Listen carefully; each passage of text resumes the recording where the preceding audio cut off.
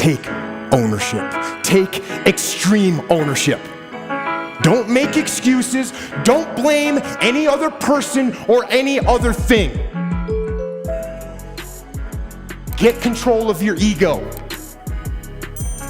Don't hide your delicate pride from the truth.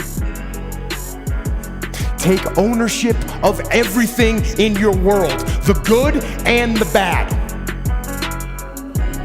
Take ownership of your mistakes, take ownership of your shortfalls, take ownership of your problems, and then take ownership of the solutions that will get those problems solved.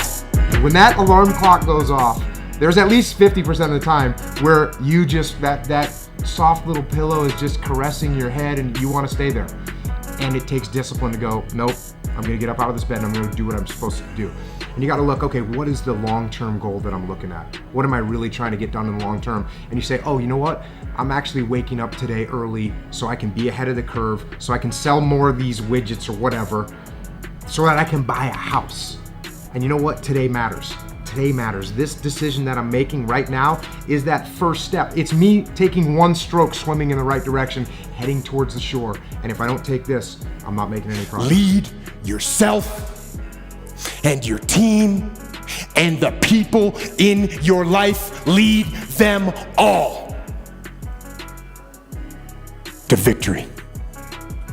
Discipline equals freedom. We all want freedom, right? We all want to have freedom. We want to have financial freedom. We want to have more free time. We want to have physical freedom. That's what we want. Everyone wants freedom, of course.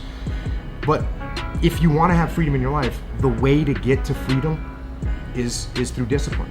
That's how you get there. So if you want to be financially free, you have to have financial discipline. You have to save your money. You have to work hard to earn more money. You have to not buy stupid things that you don't actually need, right?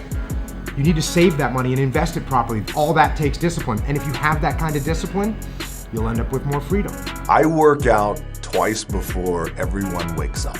So it started off 4 o'clock in the morning where I'd start with my cardio, then I'd have breakfast, and then I would go to the gym, and then I'd go to work.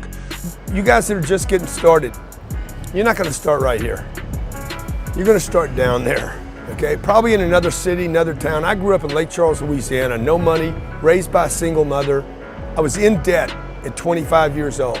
The first thing that I had to do in my life was not learn a new skill. First thing I had to do to get my life moving in the right direction was self-development. It was vital for me that I improved myself and I could start depending upon me. I had to show up every day with some rituals, some disciplines, and start getting myself to trust me. Not trust others, but trust myself to do the right thing every day. One of the things that I started doing was beating the sun up every morning. I'm gonna beat that sun up every morning so that I have the discipline and the control over my life. So I knew, hey, before that thing pops, I'm gonna pop. I'm gonna get out of bed, depend on myself, get up at the same time every day. And for me that time, regardless of where I was beat that sun up. No matter where I am, I'm gonna beat that thing up. So it gives me a sense of control over my own life. I had to start cleaning up my life and my friends and my environment. When I was younger, between 15 and 25, I was doing crazy stuff in my life.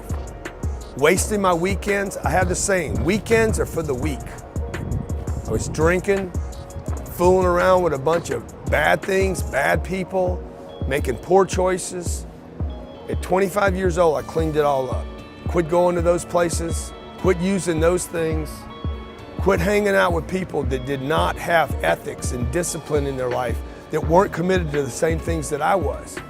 I wanted to build something in my life. I wanted to become someone. And to do that, to become someone in the eyes of the world, the first thing I had to do was become someone I could depend on. Like, you watching me doing it doesn't mean you're doing it. It's time for you to act. Please understand that the opportunity is enormous. I am watching people who follow me go into your sector and many others with no experience, no history, no reputation, and grow dramatically because they're just winning attention up front. My friends, this is the moment. Are you willing to put in the work ethic to learn a new skill? that is required for you to be successful. The amount of people that are not doing this because they actually don't want to put in the work for 50 hours to learn it is fascinating to me. I found generally the right number for me is around 6 to 6.5 hours on average per night. It's not about how much you sleep, it's what you do while you're awake. Sleep is really great because I find if I don't get enough sleep, then I'm quite grumpy. Drop below a certain threshold of sleep, and although I'd be awake more hours and I could sustain it, I would get less done because mental acuity would be affected.